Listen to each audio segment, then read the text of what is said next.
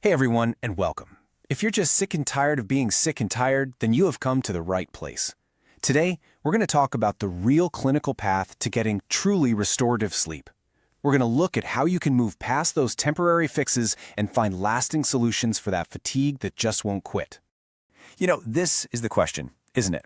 It's the one so many of us ask ourselves staring into the mirror every single morning. You think, I did everything right. I got my 8 hours, I went to bed at a decent time, so why on earth does that exhaustion just hang around? If this sounds at all familiar, stick around. We're going to get into it. So, here's our game plan for today. First up, we'll talk about what it actually means to be more than just tired.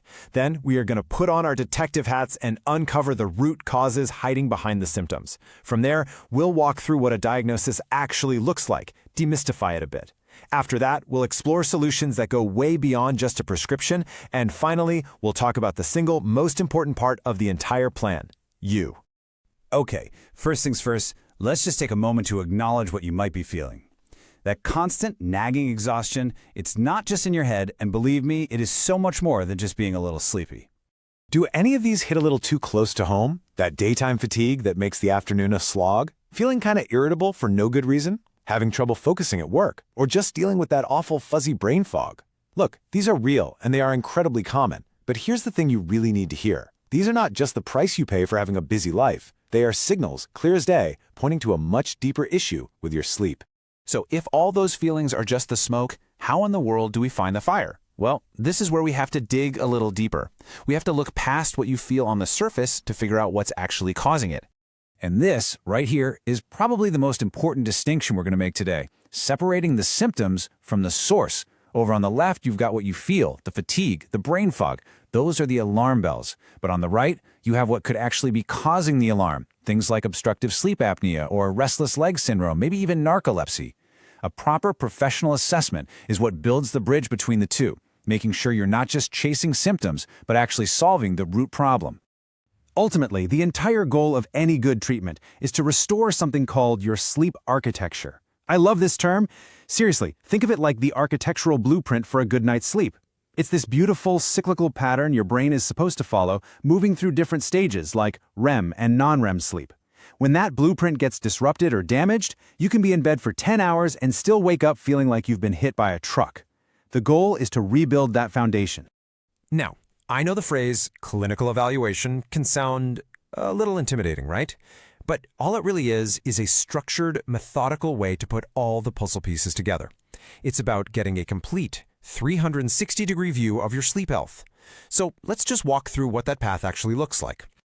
A high-quality evaluation is really thorough. It always starts with a full medical history. That includes everything you're taking. Next up is a clinical interview where you'll just talk about your daily habits, your sleep setup, things like that. Then there's usually a physical assessment to rule out any, physical blockages or issues. And finally, a baseline assessment of your mental health because, as we all know, our mood and our sleep are deeply connected. This isn't about jumping to conclusions, it's about being a careful, methodical investigator. And this quote right here, it just nails it. It really gets to the heart of why that thorough approach is so critical. When we're talking about your health, guessing is not a strategy. Objective data is. By gathering all of this information, a clinician isn't just treating what they think is wrong, they're creating a clear path forward based on the complete picture. Okay, so we've gone through the evaluation, we have a diagnosis, what's next? Well, I can tell you that the best solutions aren't about finding a quick fix. They're all about creating sustainable, long-term change. And that brings us to what's really considered the gold standard for treating insomnia, CBTI. Now, a pill might give you a temporary patch, but CBTI is totally different. It's a structured program that gets right to the root of the problem. It helps you identify and then change the thoughts and behaviors that are sabotaging your sleep in the first place. It's about giving you the tools for a lifetime of better rest, and that's exactly why it's so powerful in the long run.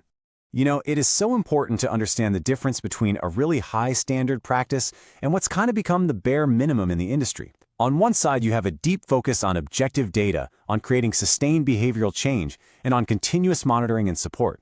But on the other side, well, you often get simple symptom tracking, a quick prescription for short-term sedation, and then minimal, if any, follow-up.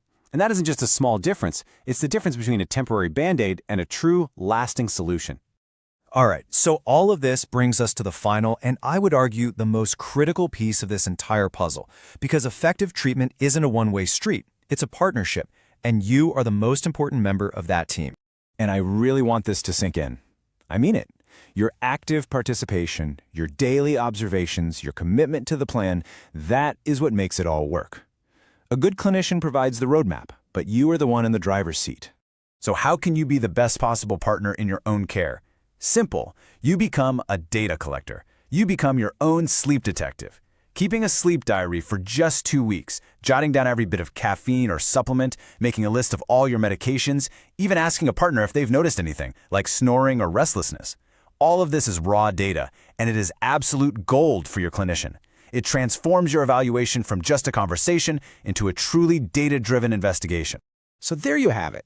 We've seen the path from chronic fatigue to a real tangible solution. It's not about just toughing it out for another month or another year. It's about taking a deliberate, informed step toward reclaiming your energy, your focus, and your health. So the only question left to ask is, are you ready to start that journey?